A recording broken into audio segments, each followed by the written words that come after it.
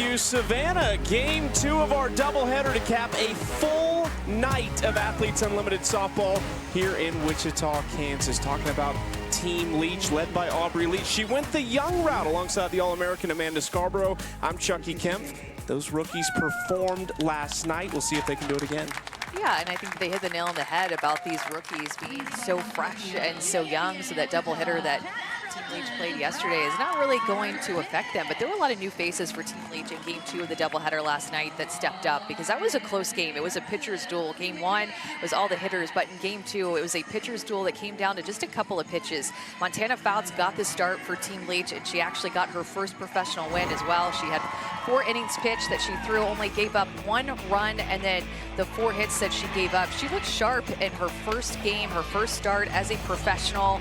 That line looked good. And don't forget about, too, Peyton Gotshall, another rookie, ended the game. She threw 3 innings and got the save. But the run scoring was off the bat of a rookie, and Erin Koffel, coming from Kentucky in the 4th inning. She hit the solo home run to get Team Leech on the board. And then a couple of hitters later, Josanalo came up, and this would be the game-winning swing, her first AU home run. Hit out of the park. We've seen her do that a lot in other uniforms, but never here at Athletes Unlimited. Her first one, and likely first of many. I think that's our expectation. She looks comfortable right now, and we'll see what this lineup looks like for Aubrey Leech and company. Slots herself into that top spot with all those new faces right behind her. Koffel, and then it's Alo, who hit her first last night, and it was a big-time swing over the center field wall. We'll see if she can provide the fireworks for this crowd, who is so excited to see her tonight and support her pitcher, Peyton Gotshall.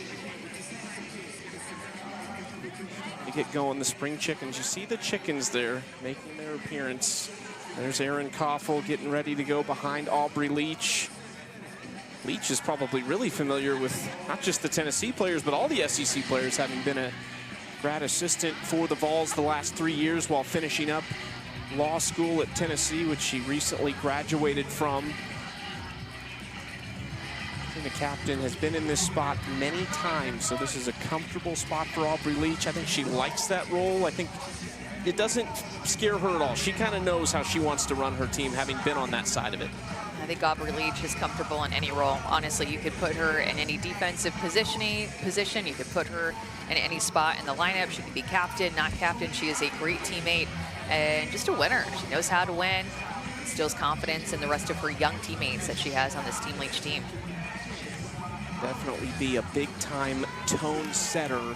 She was just 1 for 6 with a walk in the doubleheader last night, but Team Leech had a great bounce-back win in Game 2 to pick up that 2-1 win. There comes Mariah Masson, making her first start, the right-hander, in her 3rd season from Tulare, California, out of Oregon State, and she has quickly developed into one of the top pitchers at Athletes Unlimited. Very reliable last summer. Hi, I'm pitcher Mariah Mazon, and my favorite pitch to throw is a drop ball because I love to see a swing and miss.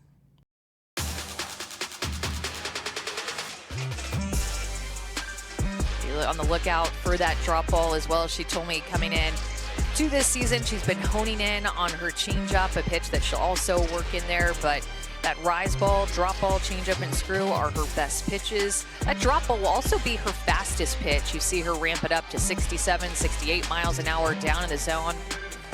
Also show that screwball. That's a little bit of an off-speed pitch. Takes a few miles an hour off of that rise ball up. She said Mazon. Got me tricked there as Aubrey Leech fouls off that first pitch from Mariah.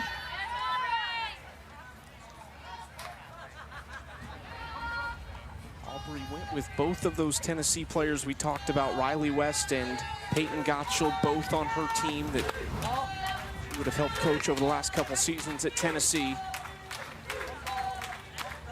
A lot of faith in the youth of this league. Does have some veterans with Jordan Roberts and Sam Fisher. The spot I asked you last night on these new matchups we're getting, because the one thing with Athletes Unlimited, play against each other so often, you get so comfortable against certain pitchers. You said advantage pitcher, though, on these new ones when they haven't seen each other. This is a lineup of a lot of players who have never seen Mazon. some familiarity with somebody like Aubrey Leech going against Maison, who's been in the league for a while and has seen her a lot of times. And I'm sure she's going to be communicating early and often about what she's seen in this first at bat, what she's seen with her in previous seasons. Erin Gotshall on deck, just soaking in all of the information from a few feet away. You see that down movement that Maison is throwing with early in this game, and Aubrey Leech is in the very back of the box, and that pitch is just moving hard down toward her back foot. Aubrey Leech choosing to put that left foot as close to Kayla Kowalik as she can. 2-2, left that one. Couldn't even tempt Leech with that pitch. And a couple of rookie catchers that we have in this game, too. So many new faces everywhere you look. Kayla Kowalik from Kentucky back behind the plate now. Julia Gotshall will be on the other side. Great walk drawn by Aubrey Leech. Saw a lot of pitches. 7-pitch at bat, 7-pitch walk. And Aubrey Leech was her teammates, and let's go. 10 points for Aubrey Leech on the walk as she makes way for Erin Gotshall, and all the pop in this Wildcat bat out of Kentucky. 11th overall pick in the Athletes Unlimited draft. We'll head to Japan with Team USA for the Japan All-Star Series, July 4th through the 8th. And she'll get to meet up with her former coach at Kentucky. Rachel Lawson will be an assistant coach on that team. And Kowalik will go with her as well. Trio of Wildcats. Has Gotshall down 0-2.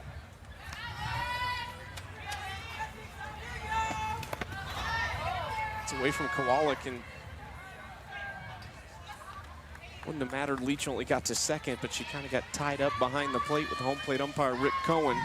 That's tough as a home plate umpire, right? Like, you're trying to move out of the way. You have a 50-50 shot. Really don't want to go left, don't want to go right, and just seemed like he ran alongside of Kayla Kowalik, unfortunately, for that. Got her way a little bit, but that's what's going to happen.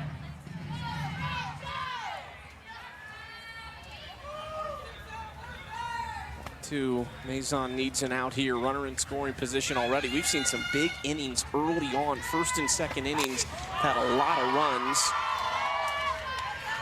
Gotshall just cleared the light pole with that foul ball. She looks the part. I mean, we see her on defense, at the plate. She just looks like she's been around forever in this league. Right side, Taylor leaves it for Filler. The flip for out number 1 kind of works as a sacrifice to take Leech over to third. Yeah, still a productive out for Erin Gotshall and the rest of her teammates. Trying to get a run on the board early in this game, trying to strike first and pressure on Team Wiggins.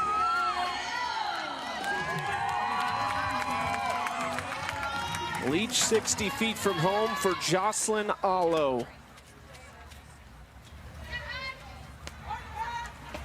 Allo swinging and smokes it into right center field, all the way to the wall, and will hold up at first base.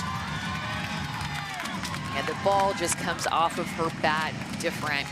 We use flight scope technology, and that exit velocity was 80 miles an hour, which is at the top and upper echelon in terms of exit speed for college, pro, does not matter, just in our game. She just stroked that ball down and away, drop ball, she stays on it. I mean, that ball was hit so hard. Line drive to right field and an RBI for Allo. She is on it right now. Looks like she's in mid-season form with a couple of the swings we've seen.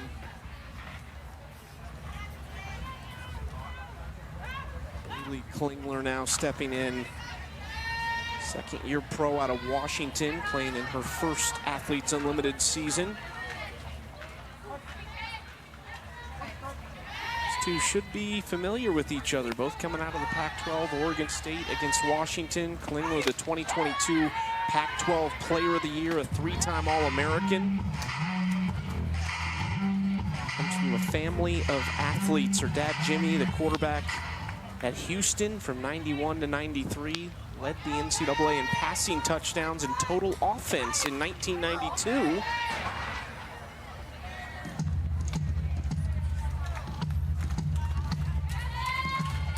'21 newcomers to the roster this season.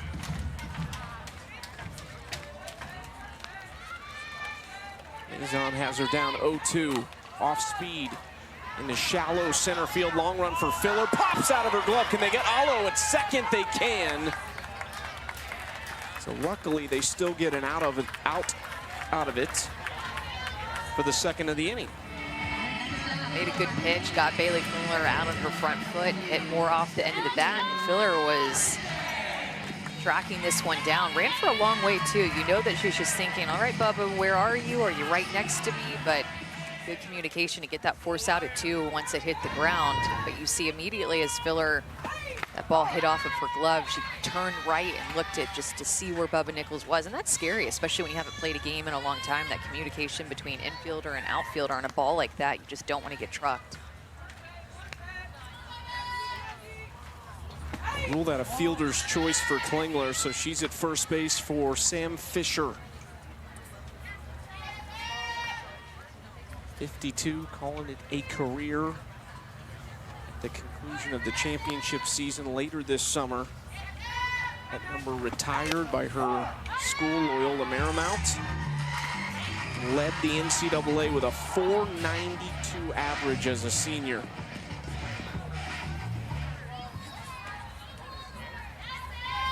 Down 1-2. Let's see where Maison goes with this pitch.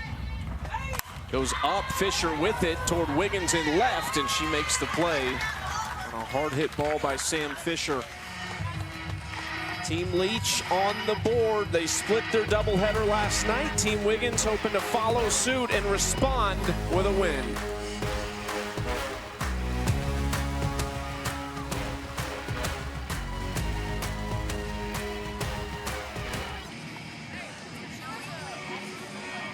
Sun just about set on a fine evening in Wichita, Kansas. We had an extra inning game to kick off our doubleheader, and we're off to a good start here in game 2. Team Leech up 1-0 over Team Wiggins as we go to the bottom of the first.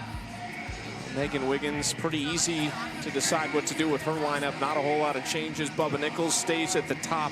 3 home runs in the first 2 games. The AUX leaders last year tied with a total of 3 home runs. So Bubba is swinging the hottest bat in Wichita, and she remains at the top of that lineup as she will try to solve Peyton Gotshall out of Ohio. Played her ball at Bowling Green to start, but finished up at Tennessee, helping them to back-to-back SEC titles, and her career is off to a great start. Hi, I'm pitcher Peyton Gotshall, and my favorite pitch to throw is my curveball. I love throwing my curveball because of the spin and the movement I get on it. The curveball that she'll throw on both sides of the plate is a really special pitch. She can locate it in, backdoor, she can throw it out. And that rise ball is a pitch that she wants hitters to chase late in the count with 2 strikes. That rise ball is her best swing and miss pitch, and that curveball sets it up. She'll also mix in a screw, be able to change speeds with her changeup. Not a ton, but she will mix it in. This is her 3rd career appearance already, just her 3rd career game. She's thrown 4 innings across the first 2, giving up just 1 hit, no runs, no walks, and 2 strikeouts. And I love it. She's got a little attitude in the circle.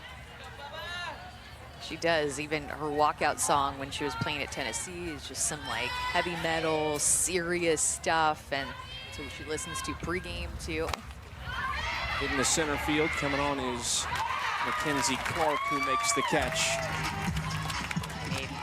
We only have a limited time in our open package, right? So we're talking about Team Leech and the Aaron Koffel home run and their win, and Jocelyn Alo's home run, and Montana Fouts' start. But Peyton Gotshall came in and threw 3 innings and got the save. And also Mackenzie Clark in center field had the best catch that we saw yesterday and showed off her athleticism, and a diving catch in right center field turned it into a double play. So all of those names that I just named right there that got in on the action and helped the win and start things off right for Team Leech yesterday are new faces to AU. The Mackenzie Clark defensive highlight reel by the end of this summer is going to be ridiculously long. If you give her the opportunity, she is going to make hitters very angry.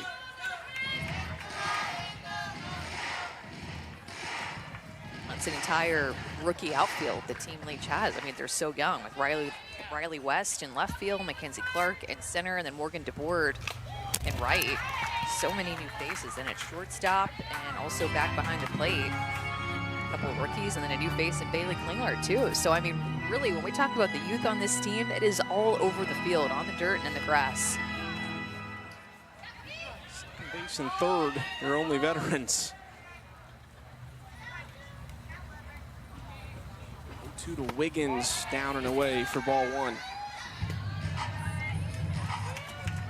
And Wiggins stays busy in the offseason. She owns the Peaches Summer Collegiate Softball team. She has an antique business. She works on a remodeling team. She is still one of the best as she flutters one out into the middle of the field for Aaron Koffel to take care of. 2 up, 2 down for Gotshall. Next up for Team Wiggins, the DP from Nebraska, number 12, Taylor Edwards time, hoping to make way for Delaney Wiz on deck with 2 outs here and nobody on.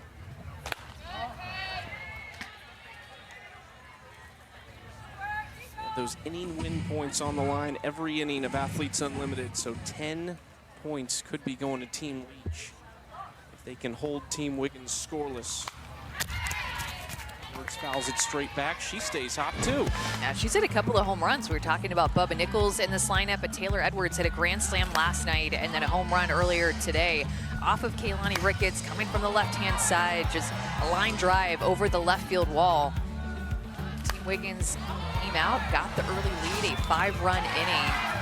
They've had some big innings in the few games that they've played early in the season. This is a tough offense. You heard Haley McClenny and Tori Vidalis talking about it. Looking forward to this matchup. What are you looking at? You're looking at the offense of Team Wiggins versus great pitching that Team Leech has gotten in great defense. In the 5 spot, they had a 6 spot in the second inning of last night's win over Team Leech. 3 in the 4th inning of that game.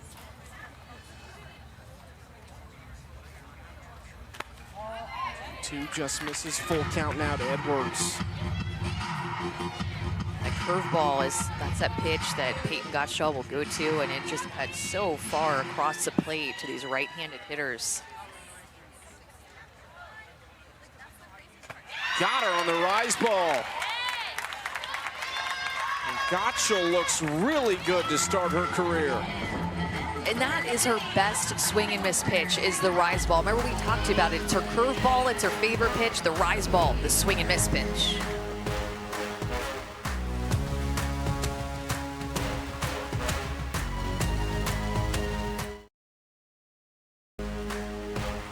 Athletes Unlimited Pro Softball is sponsored by the U.S. Air Force.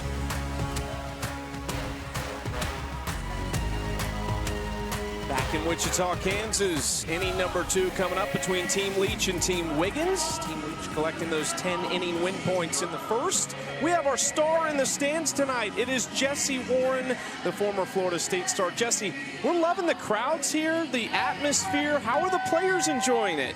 Yeah, it is so fun. I mean, taking 9 months off and then being back and being able to play in front of these fans, it is just so amazing to be back and just be back in the swing of things.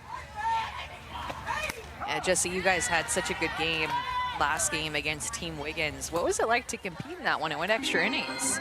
Yeah, the body's not liking it, but very competitive game. It was very mentally draining. I think just being in it every single pitch and just competing every single pitch, it's what we love to do and what we're here for. So, yeah, just a good game. I love competing. I love softball, and I think it was just a great game all around. We are, of course, huge fans of you defensively and at the plate, but we love the glove. Your draft seemed to be, you had some really good defensive players. Was there purpose behind that, or is that just how it worked out? Yeah, I think we have I think this is the best pool of athletes that we've had all AU, and you know, we have good pitching 1 through 12, so I think just really building a team around defense was my main priority. So being able to have good defenders, granted every single girl here is a great defender, so just being able to put a good team together and have some bats, have some speed, a little bit of mix of everything is kind of what the goal was for me. And Jessie, what's it been like to be here in Wichita playing? Yeah, different scenery. I will say I'm not a fan of the dirt. It's so different being on dirt. Nice play, Phil. Ooh, that was a nice play. It is definitely different being on dirt and from turf. I haven't played on dirt since 2018 when I was at Florida State, so definitely a different feel. The ball plays a little bit different, but just small adjustments that need to be made on the defensive side of the game, from me at least. And yeah. We trust your glove, Jesse, all the time. We're coming back to you later, so keep an eye on this one. We need your expert analysis when we meet up with you later. Okay, sounds good. Thanks, Jesse.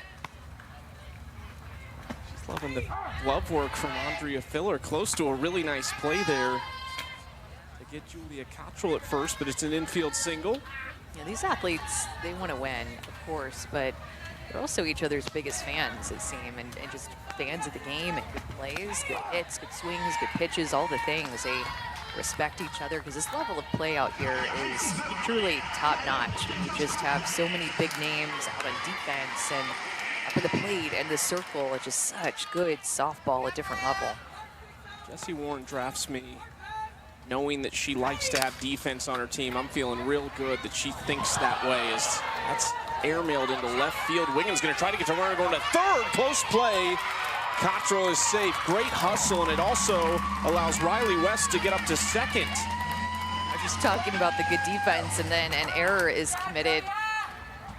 Especially when you haven't made this throw in a while, when you're going from fielding a ground ball at first base to trying to get that force out at second, there's just something in the back of your mind that can have a little bit of timidness with that throw, and I think that just kind of got in the head of Nadia Taylor trying to make that perfect throw. It's not one that you make often as a first baseman, especially when you haven't played a game in a while. It's been a minute. 8-hole Mackenzie Clark has done it with the glove right at Nichols, but that's going to be a sacrifice fly to to extend this lead as Gotshall comes across, and the sacrifice fly worth 10 points for Mackenzie Clark. He is just playing the game so free. Gives her teammate a big hug after scoring that run, and she crushed this ball. This is a hard hit line drive. Mackenzie Clark looking to hit early in the count, something that she can drive to the outfield. And that was a pitch out over the plate. She recognizes it and takes that smooth level swing, drive out to center field. By the way, Mackenzie Clark, I believe, is what we call an absolute baller. She can play. And I'm never going to be upset about somebody who plays with some style, too, and she definitely does it. That's so true. Riley West on second base. More insurance possibly with Morgan DeBoard at the plate. Slaps to the right side, and that dirt costs Filler. Hopped up over her glove. That's 2 errors here for Team Wiggins.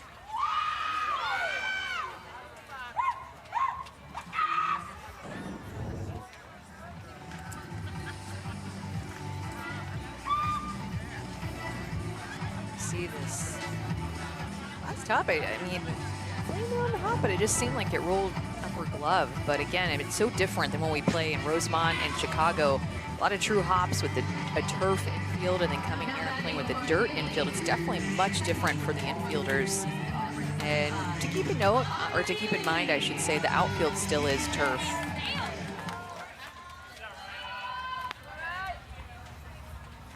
Aubrey Leech, she's trying to play some small ball here with 1 out. The forward was on the move there, too.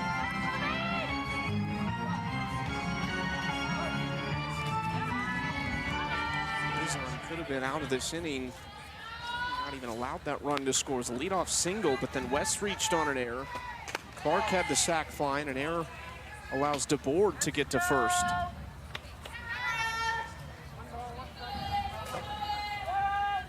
Aubrey Leech walked and scored her first time to the plate. Oh man, Nadia puts her glove down and hops right into it. Big out right there to get Leech. You could just see, especially from our angle, we're so close to home plate. I just saw that barrel connect with that pitch, and with 72 miles an hour off of the bat. And when you're playing like a Nadia Taylor is playing at first base in front of the bag, that gets on you so fast. stayed in front of it, made a great play. Right back to Maison, and Gotshall is retired on 1 pitch. Another run comes across. That's back-to-back innings with the leadoff hitter coming around to score for Team Leech.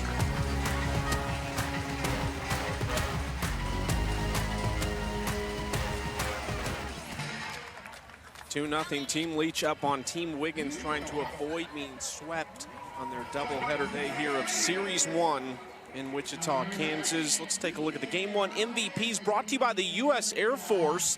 And there they are. You're looking at Bubba Nichols, who picked up that 2nd spot. Tori Vidalis, well-earned. One for the game-winning hit, but also going out there and being a part of the Gap Show along with Haley McClenny and Savannah Collins. And then Kaylee Harding gets 20 as well. She hit a 3-run home run in Game 1.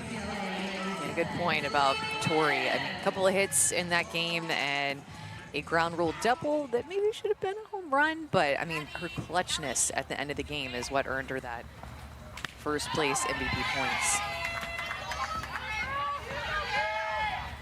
I can assure you in the future, Tori Vidalis will want everything challenged now.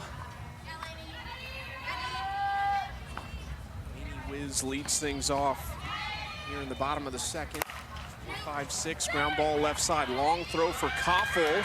They get Wiz at first. Nice play in the hole.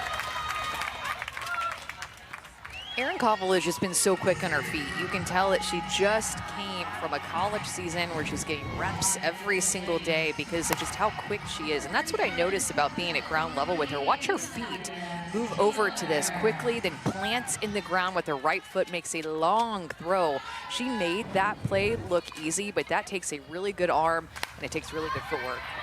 Taylor off the handle. Look who it is. Gotshall goes back and grabs it in left field. 17 pitches for Peyton Gotshall to retire 5 batters. I think Peyton Gotshall is so good, Chucky, and I think that she's just such a unique pitcher with her spin and her curveball and the amount of strikes that she comes at you with. She just is not afraid to go at you early in the count. You can see that with how few balls that she's already thrown in this game. Just 5 balls that she's thrown compared to a ton of strikes filling up the zone. Last night, how do you have success as a rookie in the league? You said you have to trust your best stuff, and I'm pretty certain Peyton Gotshall trusts her stuff right now. She is playing with so much confidence. And that backdoor curveball is a pitch that she just got for a strike there for the first strike of the AB, and that is just such a unique pitch. Not a lot of pitchers have the confidence to throw that pitch or the ability in their mechanics to feel like they can execute that pitch, but that is Peyton Gotshall 101. Throws a backdoor curveball inside to Filler for the first strike and throws a regular curveball on the outside corner for strike number 2. And now likely she's going to try to go up with her rise ball. 1-2. Miller into right field. DeBoard is over, makes the catch. 1-2-3 for Peyton Gotshall. A fantastic start from the rookie out of Tennessee.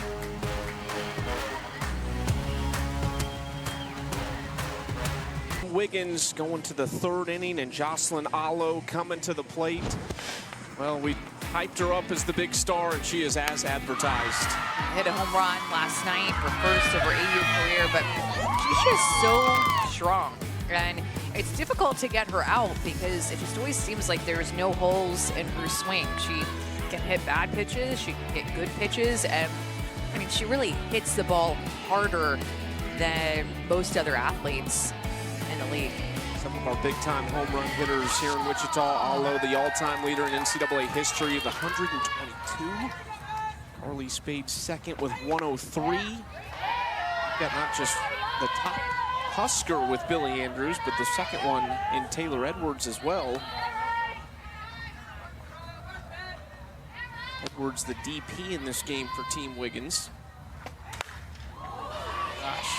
And I read an article, and there's a Patty Gasso quote in it that she said, I don't know if we're going to see another hitter like Jocelyn anytime soon. And she said when she was playing on her team, I'm just trying to revel in all of it because I think we're seeing another level of excellence and power and preparation. And I just think, oh, it's because she's really strong. She can hit these home runs. But since she was a little girl, Jocelyn Allo has put in the work in her hitting craft with her dad, Levi. Those two are very close in Hawaii. And it takes a lot of preparation, especially when you have a target on your back. Everybody knows that she is the home run queen. Everybody knows what she's done in her career. And for her to still excel takes preparation, and it takes this calmness about her when she steps into the box to slow her thoughts down. Smokes that down the left field line. That's going to bang off the wall next to Megan Wiggins. Allo is going to go for second this time, and it's a double. She keeps it rolling out of the gates in this AU season. And we saw her get out a few times early on in yesterday's games, and it was just like a light switch with that home run that has just turned her into a machine now. That's an off-speed pitch, and she still is able to hit it 72 miles an hour exit velocity. So even more of a miss hit for her still comes off the bat at 70+ miles an hour. It's a hard hit. Talked about her dad and the work they put in. Dad and mom both played college sports at Laney College. Her dad played football, mom played softball. Third-year pro, first with Athletes Unlimited. She'll also head to Japan with Team USA for the Japan All-Star Series in early July. So a really busy summer for Jocelyn, as it is for so many of these athletes. She'll go with Bailey Klingler, who's at the plate now. A lot of these athletes are familiar with each other from either playing against each other or with each other, maybe with the U.S. national team. There are a couple of different versions of the team, so about 30 players get involved with a couple of teams that they send out in the summer, and so you have an opportunity to meet a lot of different players and make new friends. Klingler into left field, and that's just foul. We draw a lot of lines between colleges, but if you go back even further into travel ball, you get into a lot more connections of players who played on teams together. The Edwards twins alongside the Romero, I mean, those teams, my goodness. No, thank you. 0-2, Klingler to the left side. Sydney McKinney takes care of it. He's played by that shortstop as well. One out. I'm telling you, there's Kevin Bacon, 6 degrees of separation, but in our softball world, I think it's more like 2 degrees of separation. I mean, it just, everybody knows everybody. When you really look at it, you either know somebody who knows someone or you know the actual person. Anyone you played against that you wish you'd have gotten to play with? I mean, I'm sure there's a bunch, but was there somebody in college you thought, man, I wish we had her? I mean, maybe just I played against Monica Abbott and Kat Osterman. I think it would have been fun to play with them, be on the same pitching staff with them. Now that's just getting a little greedy, isn't it? I think we might have seen a little Oklahoma type of run in Oklahoma City. This is up top to Sam Fisher, 2-0.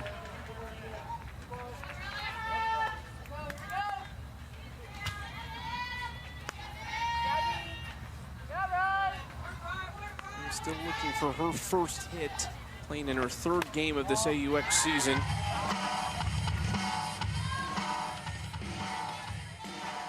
The thing I like about Sam Fisher early on is that she's really aggressive. It may take her a couple of games to get her swing down, and that's the same for any hitter, right? Like, that's not just a Sam thing, but she's always so aggressive and early on swings at good pitches. So you know it's just a matter of time for things to come around her way, because that's half the part of being a good hitter, is just choosing the right pitches to swing at. And there's something about Sam Fisher, even though it's months since she's taken it at bat and playing it a game before yesterday, just always can have to swing like that. To left center, Wiggins is on it almost right up against the wall. That'll hold Allo at second base. 2 outs. Don't forget Thursday on ESPN in Arlington, Texas, the WNBA Commissioner's Cup between the Seattle Storm and the Dallas Wings. Thursday, 7 Eastern on ESPN and the app. See the former Notre Dame Fighting Irish star, Arike Ogunbowale. This is popped straight up by Gotshall behind the plate and caught there by Kowalik. So nice job by Maison after a leadoff double from Allo to go 1-2-3 and retire the side.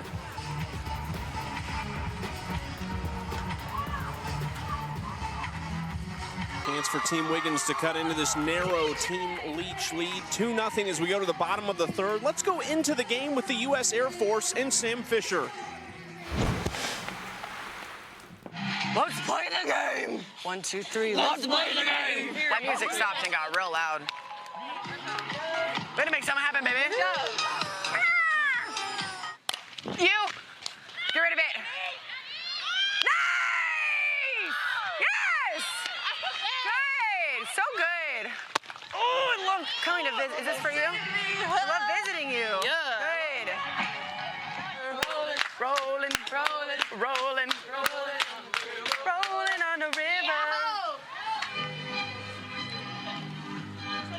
Hey, hey, go Sam! Go Sam! Go highlight!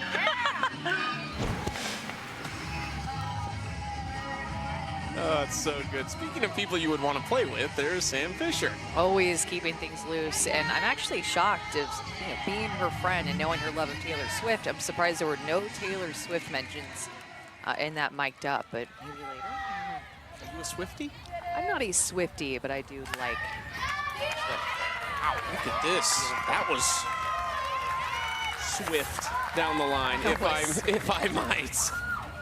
A good idea, too, by Jalen Alchin, the rookie, just to find a way to get on base. She is the first base runner for Team Wiggins, and I mean, it's just been so difficult against Peyton Gotshall to find a way to get a hit. So Alchin squares around, lays a beautiful bunt down, and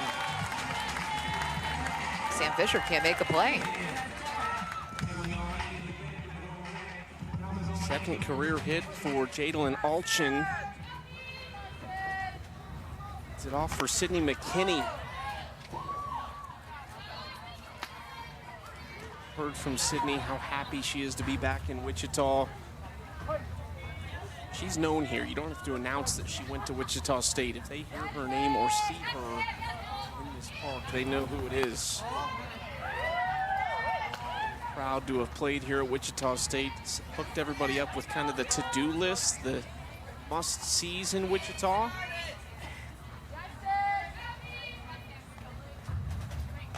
Swings through that pitch from Gotshall.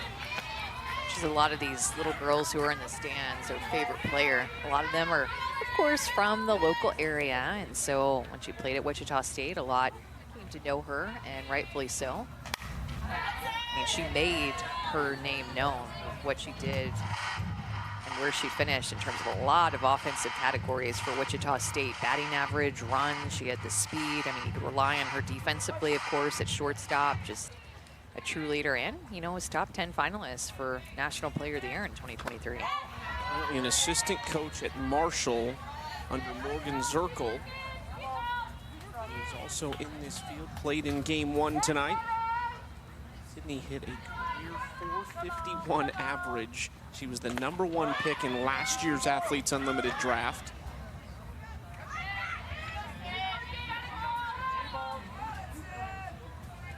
There's so many players have just that dynamic ability to do so many things at the plate, and Sydney McKinney fits so well in with that group. Long run out there for Clark, who just, it looks like she's floating when she tracks down a ball. One out, still the runner on first base. We'll look at that leaderboard as we work our way down through it. Megan Wiggins there in 16th, just ahead of Montana Fouts. This game means a lot in the grand scheme of the leaderboard right now, because these are the two teams who will kind of be on a level playing field after tonight. They'll both have played 3 games. Tomorrow's the off day. Thursday, Team Warren will play their doubleheader. Look at this, and that's thrown into right field. Nice job to back it up by DeBoard, but still Alchin able to take third.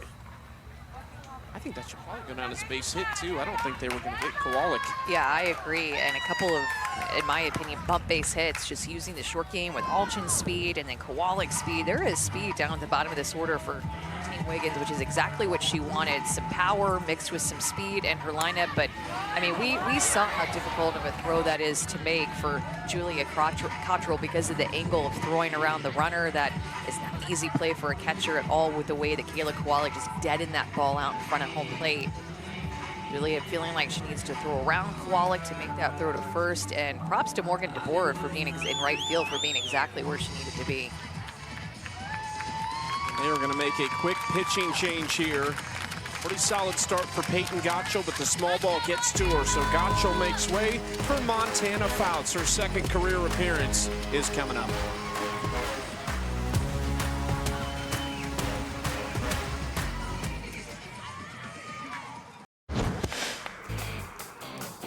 Hi, I'm Montana Fouts, and my favorite pitch is whatever is working that day. Hopefully a rise ball. And she's going to bring the speed up in the zone with her rise ball as well as her curve ball. She'll move the ball down a little bit with her rise and an off-speed pitch, but rise and curve are, I feel like, the two pitches that Montana Fouts is most known for, and she's keeping her fingers crossed, hoping that that rise ball is working today. But if not, she has a couple of other things that she'll go to, like she told us. Second career appearance, got her first career win yesterday, going 4 innings, allowed 3 hits, 1 earned, and struck out 4 out of Grayson, Kentucky. A legend at Alabama. Also made a change behind the plate. It's the veteran out of Florida, Jordan Roberts, who comes in to catch Fouts. No surprise, really, right? I mean, she's been working with her in the bullpen. This seems like an easy change to make. The full battery goes. I think Aubrey Leech does a good job as captain, is using all the pieces of her roster and making a quick pitching change the first time after the first time through the order went through. Just wanting to keep things fresh and keep these hitters guessing, because I think Aubrey Leech understands and knows how prepared this Team Wiggins offense has been for after they get a first-time look against a certain pitcher. They have a great plan that second time through and just wanting to beat them to the punch and the adjustment. Just missed outside, 2-2 count here. Top of the order, Bubba Nichols, Megan Wiggins, Taylor Edwards. Just the 1 out, and it's 1st and 3rd for Team Wiggins. Tying run is on first. Great spot. They get Nichols looking, and Fouts comes up with a big out number 2. Goes back to that curveball. She had missed it just off the plate for a ball. Didn't get Bubba Nichols to chase it. So she makes a slight adjustment to bring it in, an inch or two to get this pitch called for a strike, and stuck by Jordan Roberts back behind the plate. That is your catcher helping you out to get that pitch called for a strike, an important out. Super tough out of Bubba Nichols, who has been so good to start, as Fouts hits the outside corner to start off Wiggins with a strike. We know who's been keeping an eye on this with Haley McClenny and Montana Fouts. It's Patrick Murphy. Super excited to see Montana Fouts back on the field. Roll Tana was his tweet that he put out last night. A play off of Roll Tide, in case maybe you read that for the first time and you don't quite catch it, just spelling it out for you. I mean, you know, you may know some people who didn't get it at first. I wonder who that is. Throw down, they're coming home though, close play, and it works. The double steal, the delay by Altchin, and she scores. And when you have speed, you have options. Speed never slumps because you can run plays like this. Remember, Altchin and Kowalik were on because of their speed and their short game. And so in a 1st and 3rd play, they put pressure on the defense to make a decision. The decision made by Team Leech was to let that throw go all the way through. And Erin Koffel ended up coming in front of second base. And I think a good throw to Roberts may have had Altchin at home, but speed kills. 2-1, Wiggins fouls it back, 2-2. Pretty delayed. I mean, that ball was in the air before Altchin decided she wasn't far off third. Some really good speed over there from the rookie. Wiggins popped up her first time, but it's her first look at Montana Fouts. Chance here for Koffel to end the inning. That was a wild throw. The inning continues. Klingler tried to slap a tag down, but couldn't. I've seen more errors in this game and errant throws. I feel like everybody's kind of getting the bug. It's like the first person saw it, now it happened to the first person, and now it's just a little bit contagious for everybody. These throws being offline, it was just a nice fielding position that Koffel found herself in, but that throw sailed, pulled Klingler off. Taylor Edwards so dangerous at the plate with 2 runners out there. Tying run 60 feet from home. 4 errors in this game already, and we're just in the 3rd inning. All come in the last 2 innings. Nothing in the first, but she came in the same half inning. Edwards down 0-2. Where's Montana Fouts go? Down and away. Ball 1. Yeah, it seems like to these right-handed hitters right now, her outside curveball is working really good. She's getting that ball a little bit off the plate. Continue to go there. You don't want to come into Edwards and let her get her hands extended. If you do go in, that's where you want to put it. That's a great spot by Montana, up and in on her hands. It's a pitch that she likes to swing at and sometimes swings and misses at and chases that pitch. Still working from ahead. The kind of power Taylor Edwards has, 8 home runs, leads all players in AUX history. Gotshall to first. This time they do get the out, and that error does not cost them a run. But Team Wiggins does get one back. 2-1 as we go to the 4th in Wichita. 2-1, Team Leech leading Team Wiggins. Had some great games to kick off AUX here in Wichita, going to the 4th, and we've got Jesse Warren, our star, in the stands yet again. Jesse, we talked to you earlier about the dirt, and you said it makes a big difference with the turf. We've seen some of those problems. I got to go back to that. What can you do to help counteract that a little bit? Do you play things differently? Yeah, I think just attacking the ball is huge. When we're playing on turf, you get true hops, so we're able to wait a little bit and get those true hops. But with the dirt, you never know what the ball's going to do. So I think the key is just going at it and attacking it once you see it, kind of reading what kind of hops it's going to take. But again, we're on the dirt, so it could do whatever it wants to do. But I would say attack the ball once you see it and you know it's coming at you a little bit slower. Make sure you're going to get it. Jesse, I got it. Oh, you got it? Oh, no, so close. How far away was that from you? Oh, probably about 5 feet. I probably could have dove and caught it. Did you bring your glove up there? I did not. Okay. Well, maybe you could have borrowed and made a great catch like, you normally do over at third I don't base. think anyone has any gloves up here, but if they did, I definitely would have snagged it. You got to bring your glove to the ballpark, right? Would you have brought your glove to the ballpark, Jesse? Oh, yeah. If I was a fan in the stands, I definitely would. I'd love just being a part of every play I can be, so I'm a big defensive gal, so definitely would have brought my glove. Yeah, I mean, I think that's the right answer right there. You got to be prepared. I think if I'm not mistaken, Jesse, you hit off of Montana Fouts, right? What's it like to hit off of her? Yeah, she's such a great pitcher. She commands the ball really well. She hits her spots really well, and, I mean, she's got really good velo, so I think with someone like Tana, you've really got to have a plan and stick to that plan, commit to it.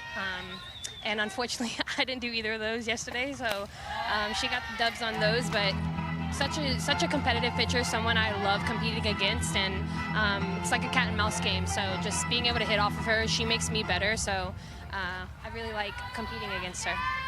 7 of the 12 pitchers here are newcomers. How do you approach that when you might not necessarily have a lot of looks off them or a lot of film on them? How do you attack them?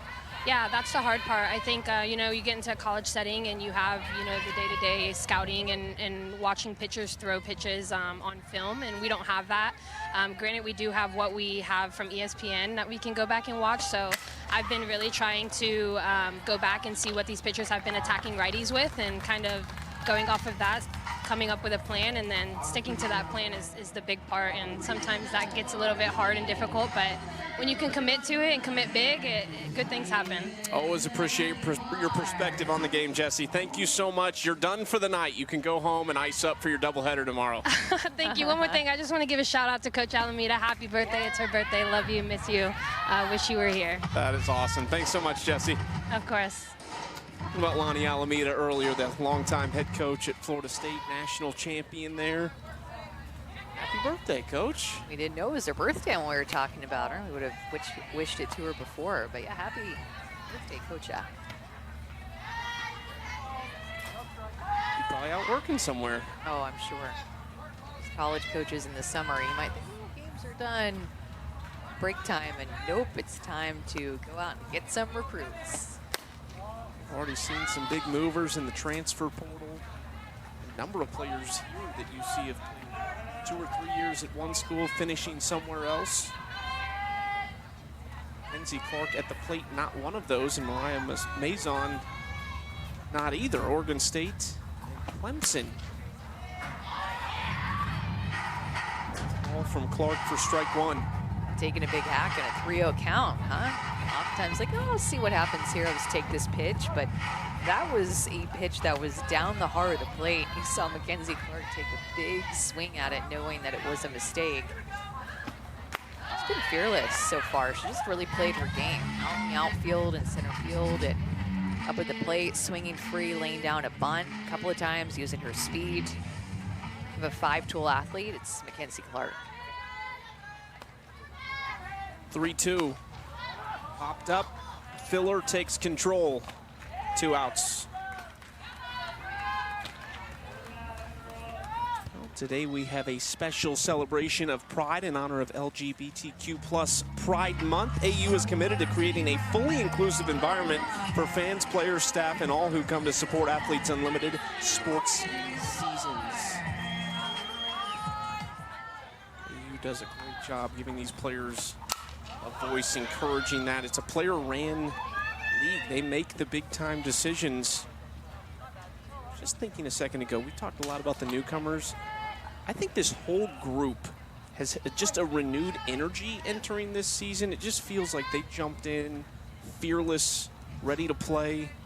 Seen a lot of great games, and can't help but wonder if it's that new announcement. Long run here. Great catch by McKinney. It's short. What a play by the former Shocker out in left field. Yeah, and she is so comfortable on this field, whether she's running bases or playing shortstop. She knows this field because she has played here so many games. You could tell she was calling it the whole way because Megan Wiggins gave way for Sydney McKinney.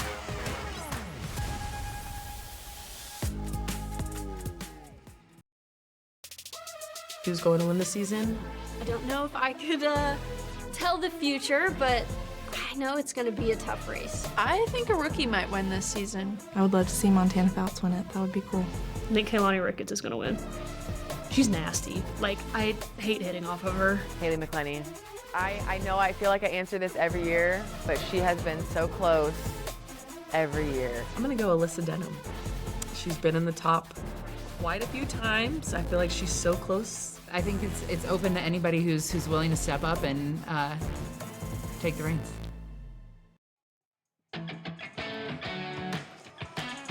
Well, Amanda, we're going to take a look at the leaderboard here. Bubba Nichols at the top, 78 clear of Taylor Edwards. That could jump even further for them if they're able to win right now with Team Wiggins. Who are you picking? Oh my God. Well, no, I feel like I have a bit of a head start where I'm like, man, Bubba's looking really good. I mean, she's seeing the ball big. I feel like it's going to be her, but it's easy to say that because of recency bias. You see her in first place, but I think that Alyssa Denham would be a good candidate with how she's finished. Past couple of AU seasons, finished strong, getting better every year, but could it be a rookie? I like that, posing that question. I mean, that would be something if a rookie was able to win. I always like seeing new captains. I just think it's so interesting to see how different players build their rosters. Whether it's a pitcher kind of creating that pitching staff around them earlier, if you want a big-time bat that you don't like throwing against, would you be somebody who wanted to get hitters you didn't like facing, or would that not really be a factor for you? Ooh, that's a good way of looking at it. I think I would like to get hitters on my team that I don't like facing, that have had success against me. Yeah, because I don't want to pitch against them. Yeah, I think that's a good way of looking at it. I would definitely go heavy on the hot hand pitcher-wise, get a couple of pitchers that complement each other early on. If you can get one of the few lefties, I feel like that's good to have because there's so many left-handed hitters and very few lefty pitchers. Each team has their own vibe, right? How quick are you getting your shortstop and center fielder? Yeah, very quick. I mean, that's where you look to is the middle of the field, right? Behind the plate, middle infield, and center field. And that's, you know, not just in AU softball when you're drafting, but that's just recruiting 101. We talk about the college coaches being out on the recruiting trail, and that's where they're looking to find their strength is up the middle of the field. And that's, I mean, no offense to the corner infielders, but a lot of people that end up playing first base or third base end up playing shortstop early in their career, and they're just great athletes. You can plug in anywhere. Only one full-time hitter has been named champion as Fouts blows that past Wiz. Out number one.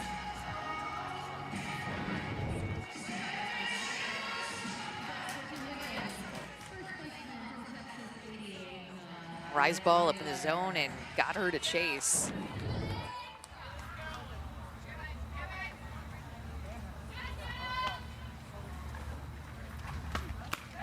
Taylor watches that outside. The hitter that was the champion, Deja Mulipola, in 2022. Since then, really a couple two-way players. Odyssey didn't hit a ton, but she did play both ways last year. Rachel Garcia was the AUX champion last year in Rosemont. Outside of that, though, the pitchers kind of struggled at AUX. There were only 2 in the top 10. Garcia first and Peyton St. George 10th. Peyton's not here for AUX. We'll see her later this summer in the championship season, but it was a hitters league last year. Yeah, the hitters had the edge alongside the Chicago win that should have gotten MVP points every single game, I think, because of how strong that wind was blowing and helping out some balls leaving the yard. It seemed like the power was just up last AUX season. 2-2 count to Nadia Taylor with 1 out. We've got a chair chat ready to go. Peyton Gotshall, the rookie from Tennessee. Great start as Fouts stabs that for out number 2. Peyton, new look for you, working with new catchers, just a different setup, not having those coaches. You've adjusted really well to it. How have you done that? Thank you. Just having them back there, they're really cool people, and I think that we bonded the last couple days, like practice and stuff, and we've been going on coffee runs, so just getting to know them, it's been really easy to get along with them, and I just really trust them, and I trust my stuff, so is what it is. Yeah, it looks like you trust your stuff, and we've seen you in every game that you guys have played so far. What's been working for you? Pretty much everything. I mean, I just feel confident. I mean, yesterday when I first got out there, I was like, oh my gosh, like, this is happening. And then I heard my song, like, the girls around me, they, like, just gave me so much confidence. I'm like, you know what, like, I'm fine. Like, here we go. Like, I'm here for a reason, so why not just go full force? And what was the song, Peyton? The Game by Motorhead. Okay, all right, good stuff. Awesome job, Peyton. It's been fun to watch you compete. Thank you. Thanks, Peyton. Enjoy it. Thank you. Go Gold and go Spring Chickens. Oh, Peyton Gotshall having a great start to her rookie season at Athletes Unlimited.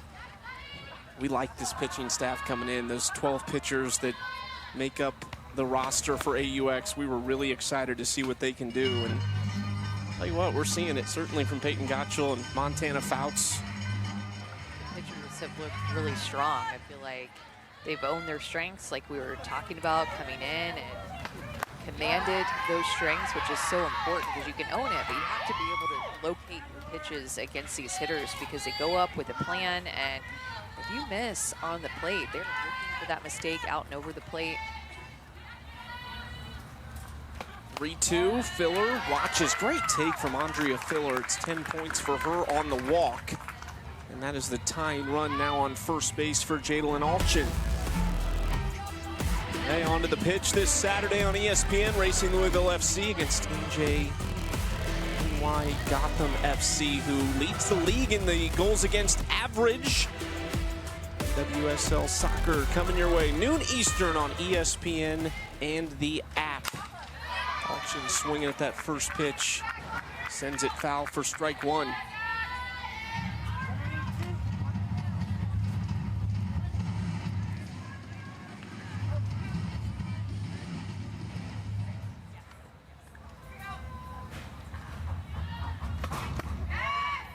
Outside, Fouts working with Jordan Roberts. Jordan behind the plate yesterday. We're talking about her. You ask any pitcher that has worked with Jordan Roberts over the years at Athletes Unlimited, they rave about her ability to manage a game behind the dish. Ooh. That was a big swing, and that pitch was up at her eyes. But man, that confident hack that Jadalyn Alchin just took right there was something to watch. But Jordan Roberts is trustworthy back behind the plate. She loves playing that position. Just a bit outside. Evens the count at 2-2. Montana Fouts, you see that brace on her left knee, suffered a knee injury in the 2023 SEC tournament, still came back after that injury, pitched 15 2/3, struck out 12 in the postseason, and that's another one in her first year as a pro. 3 Ks for Montana Fouts in 2 innings of work. It's the pitch calling. You saw her set up that curveball for the looking K.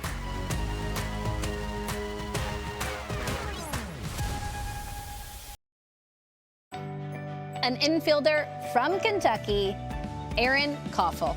My emotions when my name got called were kind of all over the place because going into it, I wasn't 100% sure. You just don't know. I was just relieved, to say the least, because this was my dream. I really wanted to play in Athletes Unlimited because I wanted to play with the best of the best, and it's a dream come true to me, and I'm so relieved and so happy that I get to fulfill that dream this year.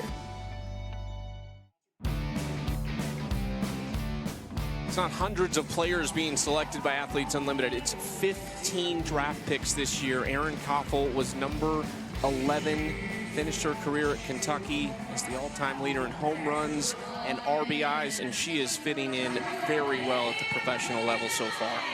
An RBI machine, a home run machine like we saw last night, but so cool to hear her talk about her dreams of being a professional athlete. And when I was growing up, I was more so looking at MLB players and professional athletes on the Rockets and the Astros and watching men's sports, and that's who I looked up to. That's how I learned the game and calling games as well, like listening to those broadcasters. But now for young athletes to have this to be a goal, to be on ESPN and to look up to role models being pro softball players is a huge deal for our youth.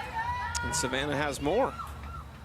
A big part of Aaron Gotshall's college career was a career that would help her get to the pro level. We heard that emotion when she got drafted, and she talked about it's why she committed to Kentucky. She wanted to play for coaches that she knew could help her become a pro. A big part of that was that development from freshman to senior year, you know, playing for coaches like Rachel Lawson, like Brittany Cervantes, who have been pros themselves. And she knew no matter what, softball was going to be in her future, and just always being in game mode and competitive is that same mentality that she stepped into this AU season with. And man, she has made her name known here on the pro level. No one knows her better than Kayla Kowalik behind the plate. They just chest bumped when Gotshall came up to bat. Oh, and now she's calling pitches against her. So it was a chest bump and then the off speed for the first pitch strike where Kayla Kowalik's like, all right, now we got to get serious, and I'm going to call this pitch because I know you're going to take it. We're going to get ahead. Out toward Filler. Nice run by Andrea Filler for out number 2. So advantage Kowalik there behind the plate. That chest bump was so cute. I'm glad that we were able to get that. Great work by our team to get that special moment. Again, they were going back and forth on X with each other after the game yesterday. Go inside to start off Jocelyn Allo. As clips her bat for strike number 1. And Kayla Kowalik still has her helmet, her catcher's mask from Kentucky.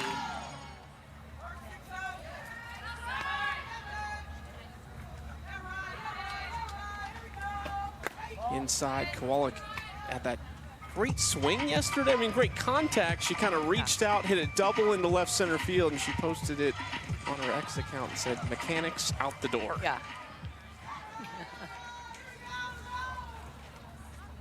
1-1. Allo out in front of it. 2 strikes.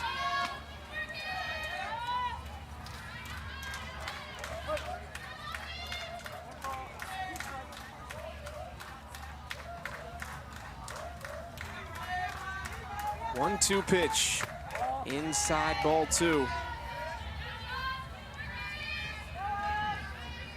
Jocelyn Allo is somebody that not only works hard, but just the way that she studies the game and loves to play it too. Puts a lot into this sport.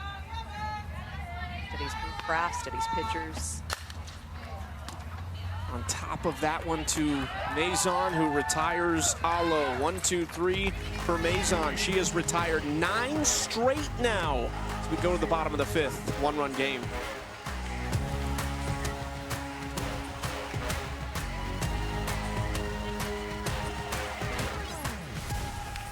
Here at AUX Softball in Wichita, Team Leech, that narrow lead, 20 inning win points on the line with Team Wiggins coming to the plate in the bottom of the 5th. Montana Fouts out there.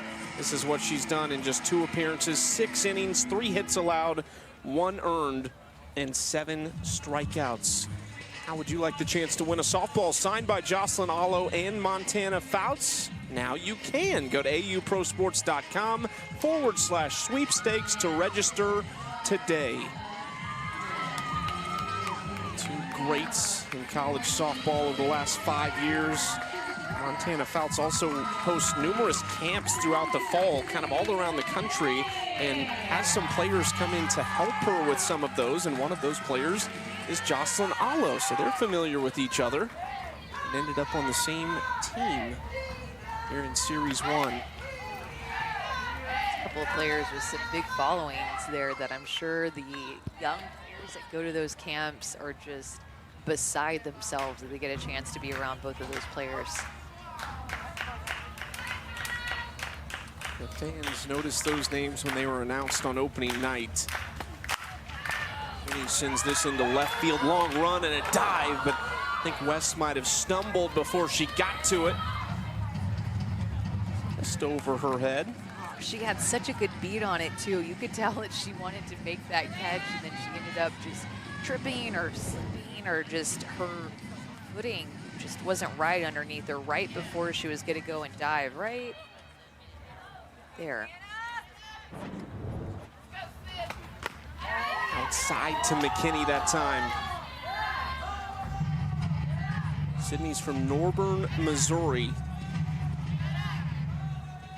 Dad played basketball in college at Mid-American Nazarene. Her sister Madison softball at Avila.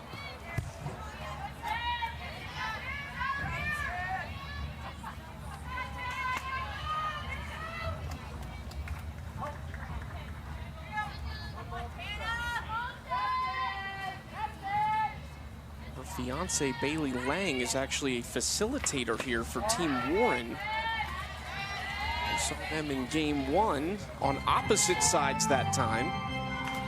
Bailey's team got the best of Team Wiggins and Sydney McKinney. 2-2. Yeah, Montana has just shown a lot of command in today's game since she entered this game. Remember, Peyton Gotshall had a great start. One time through the order, and then Aubrey Leech decided to bring in Montana Fouts. The SEC connections there with Gotshall from Tennessee, and then Fouts from Alabama, Leech from Tennessee as well. Off speed there, and great AB from McKinney. She has a base hit up the middle to give them a leadoff base runner. Barrel control on that pitch was just so good with 2 strikes.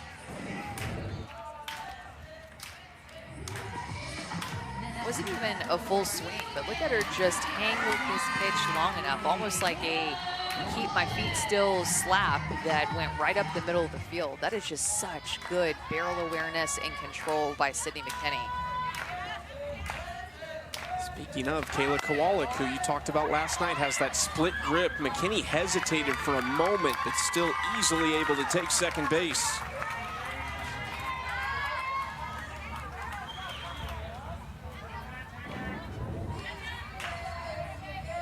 Roberts couldn't quite hang on to that, so now McKinney in scoring position for Kowalik. Already has a single tonight. It was in Jordan Roberts' glove and then almost just spun out. I think McKinney was originally going. She kind of got an aggressive jump, but she wasn't. Yeah, she just got her lead, and then as soon as she saw that ball go down, then she was aggressive to take that extra 60 feet.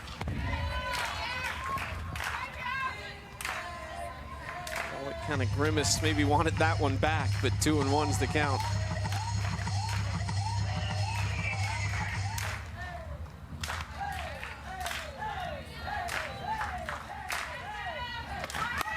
There's that bunt attempt back, 3-1. How about Team Leech playing another pitcher's duel, by the way? I mean, we're late in this game. It's a 1-run game. They played in one last night. The final score was 2-1, and seen a lot of offense in some games, and then half the other games, the 2 games that Leech has played in, 2 pitcher's duels. 3 of their 4 pitchers are rookies, too. The lone veteran is Odyssey Alexander, and she was last year's champion in Rosemont.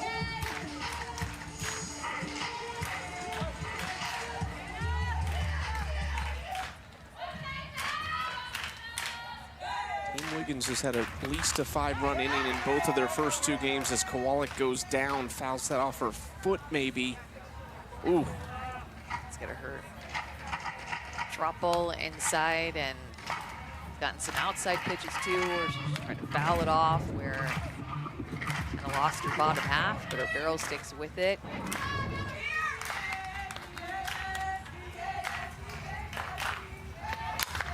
Ground ball right side, Leech goes over. Nice job to handle that off the dirt. And they retire Kowalik, but she does move the runner to third base.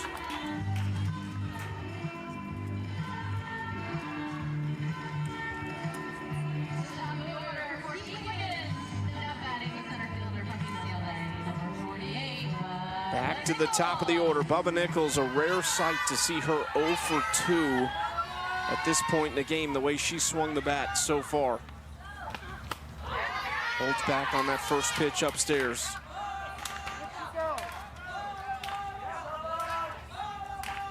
This is the second time that she's gone up against Montana in this game, and Montana struck her out on a curveball and relaxed it back. Like that. Kind of looked a little bit like that pitch. I mean, Nichols laid off that first pitch out of the zone, and Megan Wiggins on deck said, no, she does not need any help. Well, I like the way that she just tunneled that. So the pitch before, I think, actually may have been a drop ball, and then she goes with her off-speed pitch, just on that same corner, out of the same tunnel out of her hand. I mean, that was a good-looking pitch. Great take by Bubba. Swings through that, some heat on it from Montana. Fouts right there. Bubba is at the top of the leaderboard right now. This is a big-time AB with Team Wiggins down a run.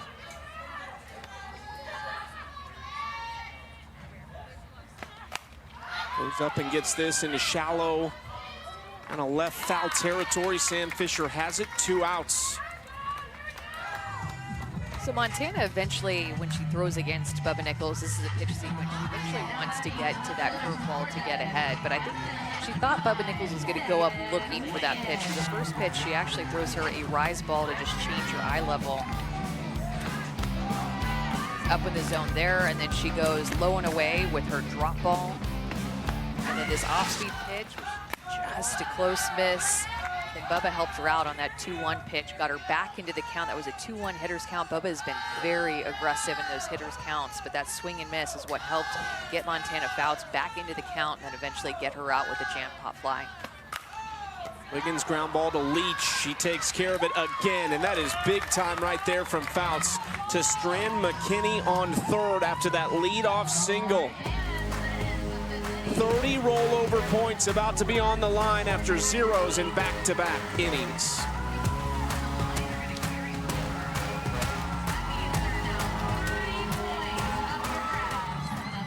The Stanley Cup Finals in Edmonton Thursday on ESPN at 8 p.m. Eastern Time. The Panthers and Oilers, and Edmonton needs to bounce back. Florida leading 2-0. Some parallels between the NBA Finals that are tomorrow and the NHL, the Stanley Cup Finals on Thursday. A couple teams facing 2-0 deficits right now, but we'll see if Edmonton can rally Thursday on ABC at 8 Eastern. How about Team Wiggins in the field right now, trying to hold serve with 2 innings of zeros, getting us to the 6th that is now worth 30 win points for whichever team can score next. Look at this swing to left field toward Wiggins! Oh my goodness! No, it pops out of her glove! Megan Wiggins almost made the catch of the year. Oh my goodness. I was hoping for her sake that she dropped that on the transfer, but I don't think that she completed the catch. And this could be maybe something they review just to see why not. Challenge this, but she timed this perfectly up against the wall, jammed her right shoulder up against the wall, and stretched out for that right at the right time. That glove comes up and over her head, and dropped it after she hit the wall. And it was kind of when she was stumbling. Long run here, and another nice job. McKinney's good at tracking those balls into the outfield. Get out number 1.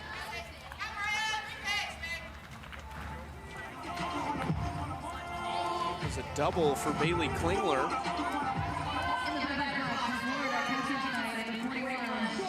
We've had some moments over on that left side of the field, huh? With Megan Wiggins being out there, that Corey Vidalis hit over her head, her robbing that hit, or looking like it was going to be a rob. Roberts whips that one foul. You got to be ready if you're coming out here to the ballpark. Righty hitters sending those tailing foul balls into the stands. If you're watching and you plan on coming out, you got to bring your glove to the ballpark. No excuses. Bring your glove here, a little self-protection, little safety measure when you're sitting in the stands, because there's some hard shots.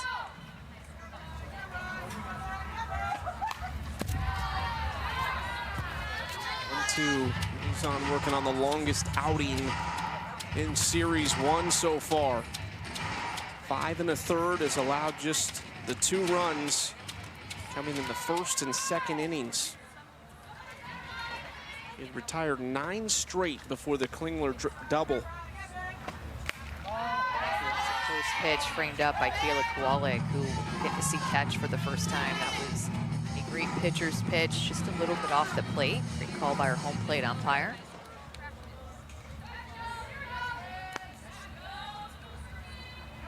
Rick Cohen behind the plate, calling balls and strikes, and there it is. Mazon gets her first strikeout of the night here in the 6th. A drop ball with a little bit of curve action, and she's pitching it to Kayla Kowalik, and we had talked about Kayla Kowalik and her helmet. There's a special story behind it. It's the same helmet that she wore when she was catching at Kentucky, but she honors the all-SEC catchers that have played at Kentucky before her. Quick ground ball by Riley West to Nadia Taylor to end the inning. Oh, that's a tease. I can't wait to tell you more about this helmet the next time that she comes out, because you need to hear all the deets. I'm excited as well, and she is certainly living up to that hype that she built at Kentucky.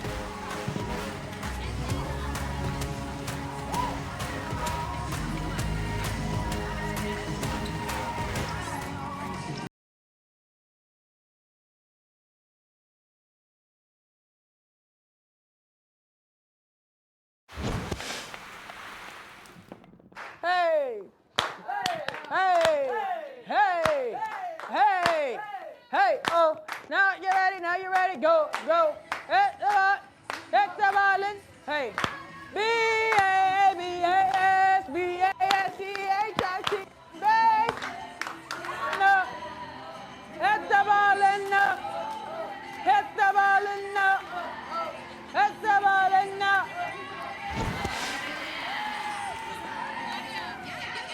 Is that like some sort of a Nadia Taylor mashup song there? I felt like we were getting a couple of different songs, or what did you think about that? I don't know. I'm loving the vibes from Nadia, though, always. I hope her players at Houston, she's an assistant coach at Houston, I just hope they're watching this. I so badly want to ask, is this the Nadia you get with the coaching hat on? Yeah.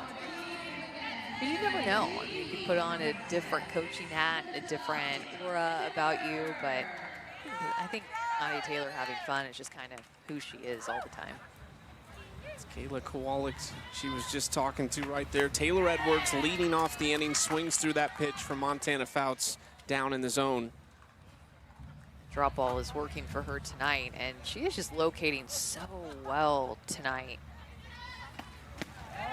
And I think the key, for her and for all these pitchers is to work more off the plate, see what you can get called, and see too if the hitter is going to help you out a little bit, and then work back on the plate. But working on the plate to off is going to get you in a bit of trouble. Taylor Edwards has shown vulnerability to that rise ball up and in. She's continuing to chase that pitch. Has had a lot of success early on in these past couple of games, but that rise ball, she's been a bit of a sucker for up and in her hands. There's the 1-2 down and away. Taylor is in second place on the leaderboard so far, 78 points back of her teammate Bubba Nichols. 2-2.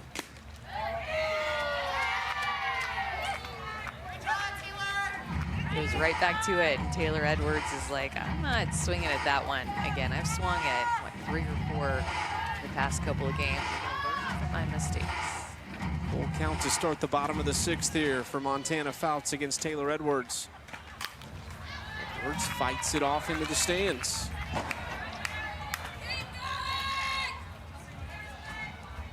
Big opportunity for Team Wiggins to try and get this run back in the heart of their order now. Everybody's seen Montana Fouts for the 2nd time.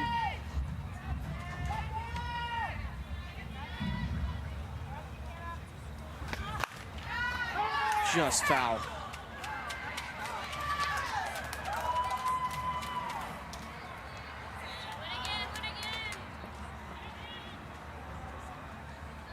From Murrieta, California. Same hometown as Sierra and Sydney Romero. We'll see the Romero sisters back for the championship season. Long run, great communication by DeBoard in right field to make the grab. Dodge by Aubrey Leech right at the last second, and good communication. A couple of players that have not played many games right next to each other. There has to be so much trust between a veteran and Aubrey Leech and a rookie and Morgan DeBoard out there in right field, and she's tracking down this ball, but I could hear her live.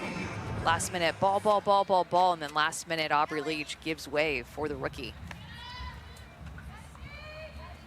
Built a young team and showing some trust right there in the right fielder. It's in there for strike 1 to Delaney Wiz. Montana Fouts, 3 innings, has allowed just 1 hit, no runs, 1 walk, and 3 strikeouts in relief tonight.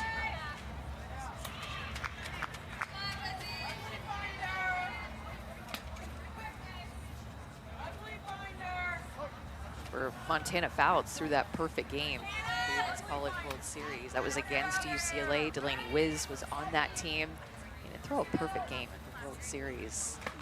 Wasn't it on her birthday too? I mean, you talk about writing a storybook and a dream coming true. I don't think it gets much better than that on your birthday. Throwing a perfect game in OKC. Coming back after the knee injury in the postseason to do what she did and help them through the postseason to the Women's College World Series.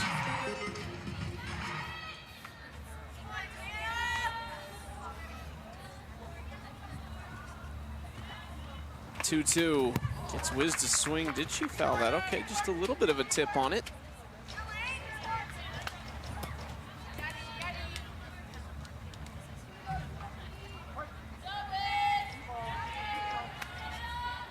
Delaney finished 23rd last season at AUX. Hit .304, a couple home runs. 2-2, got her inside corner. You can even tell that Delaney Wiz was off of the plate, trying to give her space on the inner half, knowing that Montana Fouts wants to jam her, likes to go inside, and it's what she finishes her off with is this screwball on the inside corner, paints it, good frame job by Jordan Roberts. Well-located pitch. Nadia swinging first pitch into left field. Riley West underneath it. And Montana Fouts goes 1-2-3. She's retired 6 straight and is in line for her 2nd career win if they can hold it where it is in the 7th.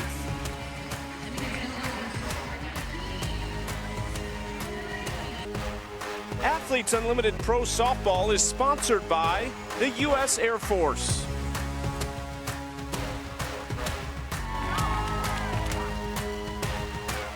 More action tomorrow on the court, Wednesday. ABC and ESPN, it's the Boston Celtics and the Dallas Mavericks in Game 3 of the NBA Finals. Mavs, quite simply, have got to have it, down 2-0 after the series started in Boston. 8:30 Eastern on ABC, ESPN Deportes, ESPN Plus, and ESPN Radio. Here we go. 40 inning win points on the line. You see those 3 straight innings of zeros, those 10 points for every inning just keep rolling over. And really, it's more like 90 points because this game is still up for grabs. This is huge. So much at stake late in this game, and it's been a great game. 1-run game. Team Leech come out and score early in the first couple of innings, and of course, team went back. And for strike two from Maison to Mackenzie Clark, right on cue, because we're just talking NBA Finals. Mackenzie Clark was a very talented basketball player in high school. Her mom, Carrie, was a volleyball player at Jacksonville University. Clark hits that a long way foul. She just absolutely burst onto the scene as a freshman in 2021, in just the second year for Clemson as a program, which, first off, how incredible has that 5 years been for them? But Clark came on as a first-team All-ACC performer. She had 59 or more hits in all 4 years at Clemson.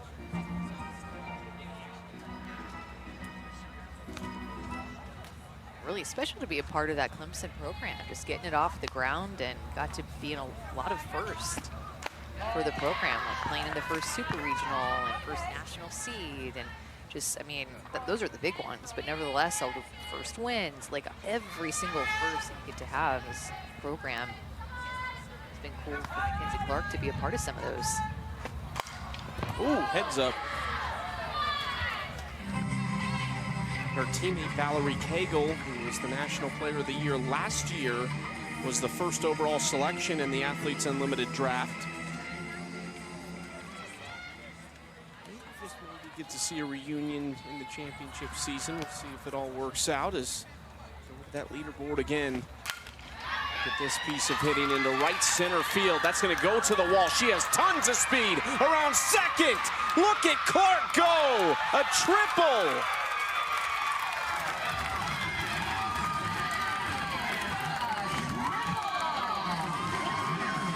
Looking for insurance for Team Leech to lead off the seventh. That's going to be 30 points for Mackenzie Clark. Fouled off the pitch before to get to that. I mean, that was about a ball off the plate, and she still was able to drive it to right center field and then turn on the burner. She runs so fast. She gets to her fastest speed so quickly in the way that she rounds bases. Only slows down just a bit. A triple and 30 points for Clark. Morgan DeBoard, the right fielder, what could be a very valuable run at third base in Mackenzie Clark. DeBoard slaps this into left field. Wiggins coming in. Clark wisely tags up and easily scores to make it a two-run game. She's just electric, isn't she? She brings a spark on the base pass, and then she goes back to tag on that sacrifice fly that comes all the way in, giving Morgan DeBoard so much love for that sacrifice fly. This is the contagious energy that we are talking about with Mackenzie Clark, because not only does it come from her athleticism, but the way that she just celebrates playing the game and has fun doing it. I'm telling you, Mackenzie Clark, she's must-see TV. And she plays with so much passion. Such a great athlete. Look how excited that Morgan DeBoard is, her first RBI as a pro, and sharing that excitement with her teammate. And too, realizing how important that run is late in this game. I mean, so much to be excited for with all these points on the line. Could be worth a ton to her team, and if they are able to win this game, you'll see those gold names start to climb up the leaderboard even further. So often, especially early in the season, you know, in AUX you have 3 captains, the championship season you have 4. That first series especially, it's usually the same team getting broken up. Some of the top players end up as captains against each other. Look at that from Aubrey Leech. Talk about bat control. And she just has so many different tools, because she can hit for power with keeping her feet still. She can lay down a bunt, but this actually isn't a bunt. It's more of a soft slap. So she doesn't move her left hand down the barrel. Instead, she keeps her hands together and goes to this slap, just makes contact with it ever so lightly. It serves as a swinging bunt, but that's not necessarily supposed to be a bunt, but it just turned into it, and a hit for Aubrey Leech. Maison hits the outside corner against Gotshall.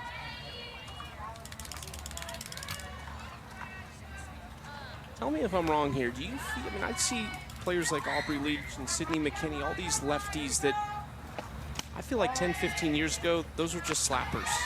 And they're so much more dynamic now. It seems like they've developed their game throughout the college level to be able to do all kinds of things now. Well, and I think that they've had to because defenses have gotten so good and so much awareness about slappers now on the left side of the infield, so you're more so expecting it. Long run here into the corner and out of play. And I think every part of our game has developed, and I think defense is for sure one that you can highlight as a spot that's grown a lot. The defenses have gotten quicker, they are taking better angles. I think the arms have gotten stronger to make longer throws, so slappers have had to be more dynamic.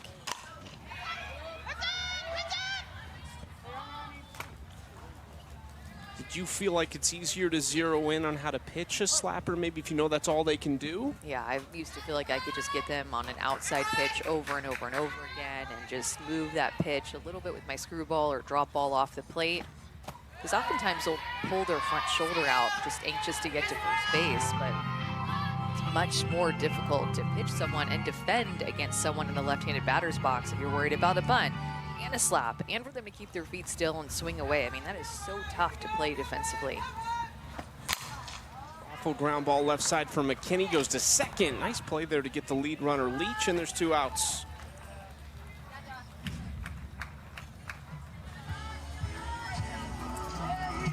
Put you on the spot here, talking about slappers. When I say that, when I talk about that type of a player, who comes to mind? Immediately, Natasha Watley. Caitlin Lowe was the first one that came to my mind. And Arizona, just in general. I felt like Arizona teams in the past were known for slappers and almost felt like they invented it.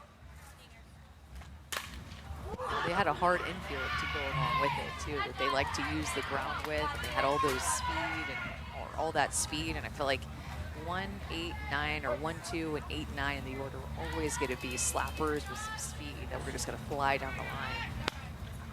Lowe now leading that Arizona program back to the Super Regionals this year. Long run there, and it just falls in to no man's land out in center field. So that's not what we usually see from Alo, but places it well for a base hit.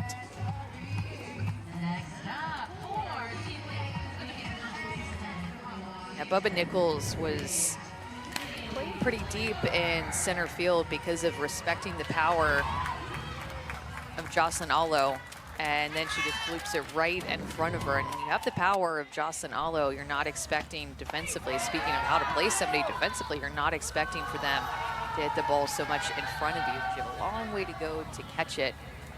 Expecting them to drive the ball over your head or in a gap. Klingler did that earlier, driving it over Megan Wiggins' head. Almost made a tremendous catch at the wall, but it fell out when she was stumbling back off the wall with it in her glove. Klingler falls behind 0-2.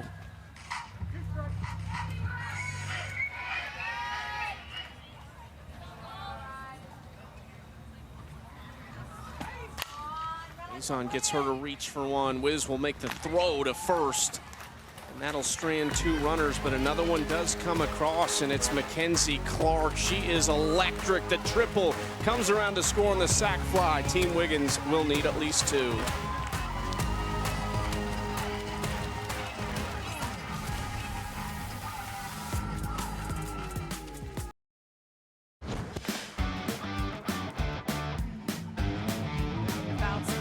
Game in the 3rd inning, and she has just been so good since she came in. Has had 4 strikeouts, 1 on her curve, somebody to chase on her rise, another on her curve, and then also her screwball, but been working both sides of the plate, been able to go up with her rise, down with her drop, and then throw her off-speed pitch just enough.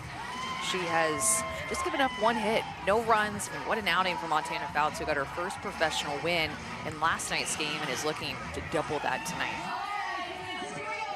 Heard from Haley McClinney between games on the Gap Show with Savannah Collins and Tori Vidalis talk about how impressed she was with Montana after having so much time off, not competing in a real game for so long after the injury her senior season at Alabama. Maybe better than a lot of people expected her to be, sharper than they thought this quickly. Andrea Filler will try to get things going here. She watches strike one on the inside corner. And she's just been living on the edges tonight, been able to throw on both sides of the plate. And I feel like when she's gone to both sides, she's started about a ball off and has gotten some calls, gotten some chases. Another one there with her curveball. Inside pitch for a strike, and then goes outside with her curve. Both sides of the plate just working so well. 1-2. Filler goes down swinging. Montana Fouts has 5 strikeouts, and she's 2 outs away from her second career win. And added drop ball strikeout now to her strikeout package. 5 strikeouts and getting strikeouts on just about every pitch that she has to offer. Look at that over-the-top movement. Gets Filler to chase that pitch. Well located, working from ahead. Big K. Jadalyn Alchin swings at the first pitch, fouls it straight back. Reminder, this inning is worth 90 points. We have 40 rollover points from the innings and then 50 for the game.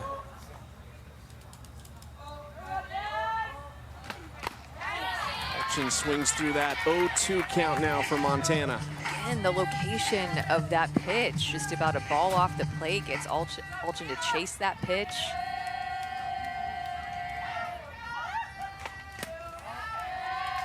Not that one, but we'll see. Just setting her up for something else here, 1-2. Has retired 7 straight. Ground ball right side, Leech. Make it 8 straight retired for Montana Fouts. She was picked 6th overall in the draft on Friday when we set our Series 1 teams. It's hard to move up when you're that high, but I think she might for Series number 2. Oh my gosh, we have so many people who I think might move up. Her teammate who started this game, Peyton Gotshall, would also be a contender to move up and go higher in the draft with the way that she's pitched. Sydney McKinney was the last person to reach base against Montana Fouts in the 5th inning to lead things off and was stranded at third base.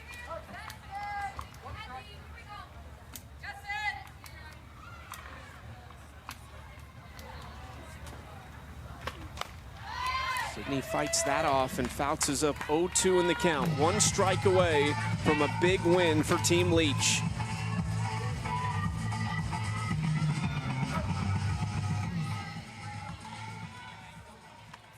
Wiggins jumped out of the gates last night. Really impressive win, 9-5 over this team. Team Leech looking for revenge.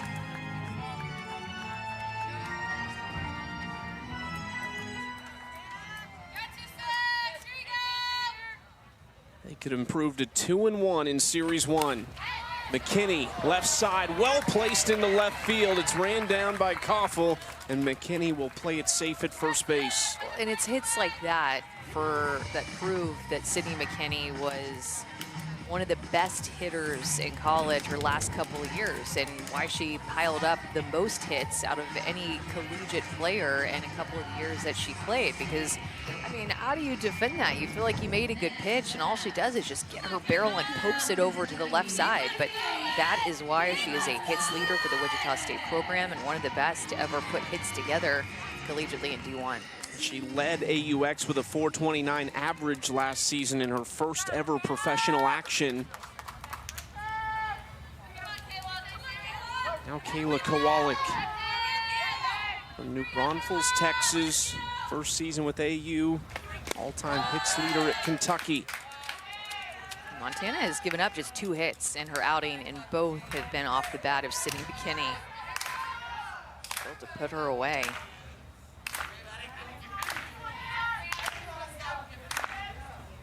1-0. Kowalik underneath it.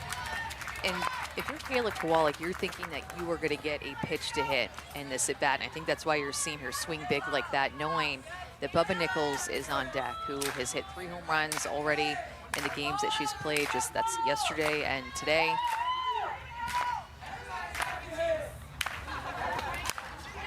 Kowalik, another big swing there underneath it. I think a little upset with herself, wanted that pitch.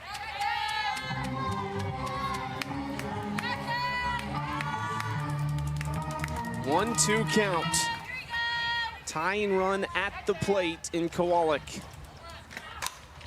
Slapped foul down the left side. I hated to hear that it hit that car out there. Did you hear how loud that was? Come on now.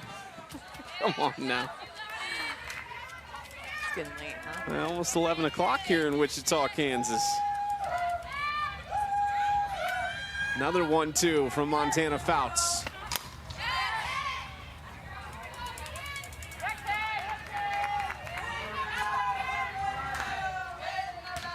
Off day tomorrow for these teams. And then Jessie Warren will lead her squad on Thursday to cap Series 1. They'll have a doubleheader that night. 1-2. Just a piece from Kowalik. Piece right into Jordan Roberts, too. And Kayla Kowalik, fellow catcher, knows what that feels like to have one hit off you, showing some love back at her.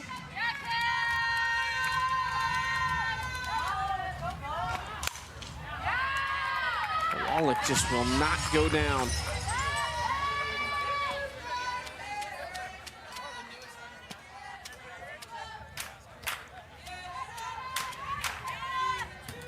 Three hits already in her first couple nights as a pro.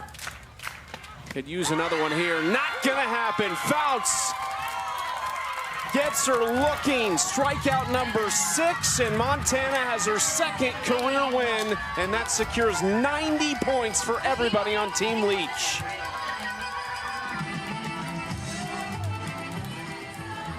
Montana Fouts was feeling good in this game, and the icing on the cake, I think, is 2 strikeouts in that last inning to get Kayla Kowalik, who was putting up a fight. The pitch that she struck her out on was just absolute money on the inside corner with like a curveball or a drop ball that just back foot, well-located pitch, and just froze her.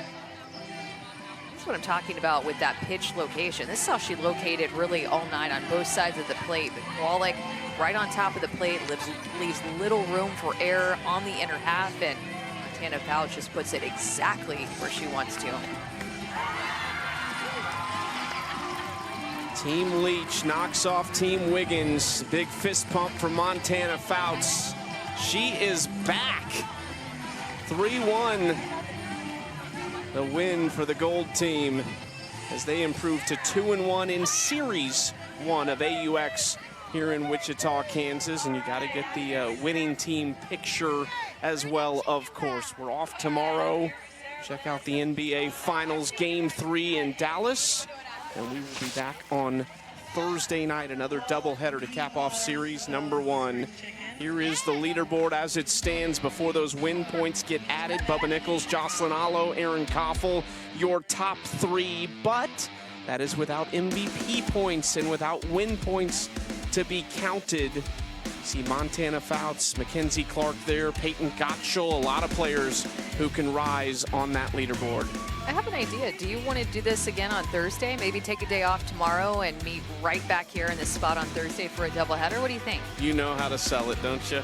6 Eastern on ESPNU and 8:30 Eastern on ESPNU. And for Team Warren, it is their doubleheader. Big day to cap off Series number 1. Old teammates getting together. We're having a blast in Wichita, Kansas.